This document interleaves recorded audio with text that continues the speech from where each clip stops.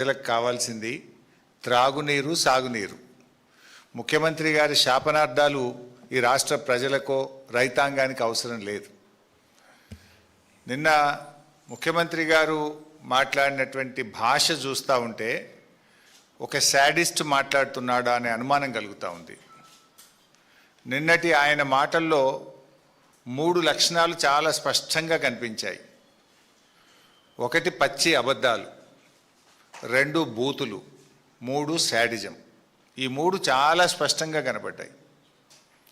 సరే, ఆయన బూతులతో మేము పోటీ పడలేము, ఆయనలాగా బూతులు మాట్లాడి మా క్యారెక్టర్ను మేము పొడగొట్టదలుచుకోలేదు. అంతకంటే ఆయన బూతులు మాట్లాడతానో, శాపనార్థాలు పెడతానో, జైల్లో పెడతా అని బెదిరింపులు చేస్తానో భయపడే లక్షణం మా ఇంటా వంట బీఆర్ఎస్ పార్టీలో ఏ గులాబీ సైనికుడికి, కార్యకర్తకు లేదు. ఇవాళ ఏం మాట్లాడాను ముఖ్యమంత్రి గారు, ఒకసారి ఆ వీడియో చూసి నేను మళ్ళీ ముందుకు పోతా. ఒకసారి నిన్న ముఖ్యమంత్రి గారు మాట్లాడినటువంటి మాటల్లో శాడిజం ఎట్లా ఉందో, ఒక సైకో ఎట్లా ఉన్నాడో ఒకసారి చూద్దాం.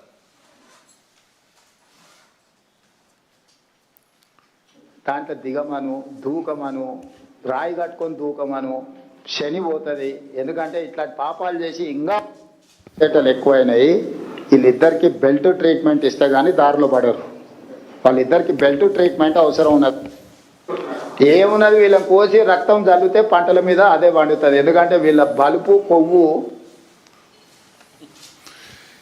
చూసింది కదా, రైతుల పంట పొలాల్లో నీళ్లు బారించండి ముఖ్యమంత్రి గారు అంటే మా రక్తాన్ని బారిస్తా అని రేవంత్ రెడ్డి గారు మాట్లాడుతూ ఉన్నారు. ఇది ఒక ముఖ్యమంత్రి మాట్లాడాల్సిన భాషన? నీళ్లు కావాలని మేము అడిగితే రక్తం కావాలని రేవంత్ రెడ్డి అంటుండు. సరే, నీకు రక్తం కావాలంటే ఇస్తాం, దానికి కూడా మేము వెనకాడటోళ్ళం ఏం కాదు. కానీ మాకు నువ్వు నీళ్ళు ఇవ్వడానికి, ఒకవేళ మా రక్తమే నీకు నీళ్ళు ఇవ్వడానికి అడ్డమైతే ఆ రక్తం ఇవ్వడానికి కూడా మేము సిద్ధంగా ఉన్నాం. ఇప్పుడు రాజకీయాల్లో విమర్శలు సహజం. ఒక ముఖ్యమంత్రి స్థానంలో ఉండి ప్రతిపక్షాల యొక్క రక్తాన్ని పంటలపై చల్లాలి, బెల్ట్తో కొట్టాలి అని మాట్లాడడం అనేటువంటిది అత్యంత జుగుత్సాకరం. ఆయన రక్త పిపాసి మనస్తత్వానికి ఇది నిదర్శనం. నిన్న ఎక్కడ మాట్లాడిండు ఆయన? బోధి పెవిలియన్లో మాట్లాడిండు. పేరేమో బోధి పెవిలియన్. మాటలన్నీ హింసను ప్రేరేపించి, హింసను తలపించేటువంటి మాటలు నిన్న ముఖ్యమంత్రి గారు మాట్లాడినారు.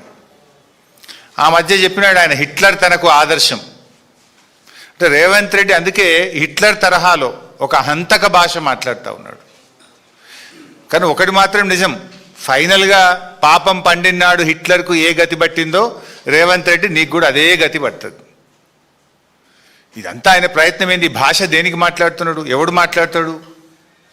ఫ్రస్ట్రేషన్లో ఉన్నటువంటి వాడు, విషయం లేనటువంటి వాడు, సమాధానం చెప్పలేనటువంటి వాడు. సమాధానం ఉంటే, విషయం ఉంటే, పరిజ్ఞానం ఉంటే, సత్తా ఉంటే విషయం మీద మాట్లాడతాడు. ఫ్రస్ట్రేషన్ కనబడుతూ ఉంది నీ లోపల. నువ్వు జారుడు బండ మీద జారిపోతా ఉన్నావు, నీకు ఓటమి తప్పదు అనేటువంటి ఒక ఫ్రస్ట్రేషన్లో ఊగిపోతా ఉన్నావు, బూతు భాష మాట్లాడుతూ ఉన్నావు. నిజంగా నీకు విషయం ఉంటే విషయంతో ఒప్పిస్తావు, మెప్పిస్తావు. విషయం లేదు కనుకనే బూతులను అందుకుంటున్నావు అనేది ఇవాళ రాష్ట్ర ప్రజలందరూ కూడా అర్థం చేసుకుంటా ఉన్నారు. ముఖ్యంగా ఇప్పుడు మీరు ఆ భాష చూసినారు, ఇంకా చాలా ఉన్నాయి. అసలు పిల్లలు చూస్తే, టీవీలు చూస్తే పిల్లలు ఖరాబ్ అయిపోతారు. ఈ భాష చూసిన తర్వాత, ఆయన నిన్న మాట్లాడినటువంటి మాటలు విన్న తర్వాత, షాబాద్లో 3 పసిపిల్లల్ని, 3 పెద్దవాళ్లను, 6గురిని గొంతు కోసి కిరాతకంగా హత్య చేసినటువంటి ఆ రాజ్ కుమార్కు ఈ రేవంత్ రెడ్డికి మధ్య నాకు పెద్ద తేడా కనబడతలేదు. ఒక సైకో మనస్తత్వం, వాడొక సైకో రాజ్ కుమార్. నిజంగా ఎంత సైకో అయితే నాకు దక్కని వాళ్ళు ఎవరికి దక్కద్దు అని చెప్పి ఆ 6గురిని ఎంత దారుణాతి దారుణంగా కోడిని మెడకాయ కోసినట్టు కోసి చంపినాడు. పాపం ఒక ఉన్మాదిగా వ్యవహరించినాడు. ఎంత బాధ కలుగుద్దంటే, పాపం ఇప్పుడు ఒక్క అమ్మాయి మిగిలింది అక్కడ. చెవులు వినబడవు, మాటలు రావు, కాళ్ళు లేవు. ఇప్పుడు ఆ అమ్మాయి పరిస్థితి ఏంటి? ఇంట్లో 6గురిని చంపేసిండు వాడు, ఒక్కటి మాత్రమే మిగిలింది. ఆ బిడ్డ, ఆ చిన్న పసిపాప, ఆమె కూడా పెళ్లిగాని అమ్మాయి. ఇప్పుడు ఆ పిల్ల పరిస్థితి ఏంటి? ఇంత జరిగితే పక్క రాష్ట్ర ముఖ్యమంత్రి స్పందించిండు ఆ సంఘటన మీద, కానీ ఈ రాష్ట్ర ముఖ్యమంత్రికి కనీసం ఆ సంఘటన మీద స్పందించలేదు ఇప్పటిదాకా. ఒక సీనియర్ అధికారి, ఈ రాష్ట్రానికి చెందిన ఒక ఉన్నతాధికారి, పోలీస్ అధికారి నిన్న గోల్ఫ్ కోర్స్లో హైదరాబాద్ గోల్ఫ్ క్లబ్లో గోల్ఫ్ ఆడుతున్నాడు నిన్న మధ్యాహ్నం పూట. ఈ రాష్ట్రంలో లా అండ్ ఆర్డర్ పరిస్థితి ఏముంది? అసలు ముఖ్యమంత్రి పాలన ఎట్లుందంటే నువ్వెట్లున్నావో నీ పరిపాలన కూడా గట్లే ఉంది. ఇప్పుడు ఆనాడు కేసీఆర్ గారు ప్రాణాలకు తెగించి చావు నోట్లోకి వెళ్ళి 11 రోజులు ఆమరణ నిరాహార దీక్ష చేసి తాను ప్రాణత్యాగానికి సిద్ధపడి కేసీఆర్ రాష్ట్రాన్ని సాధించారు.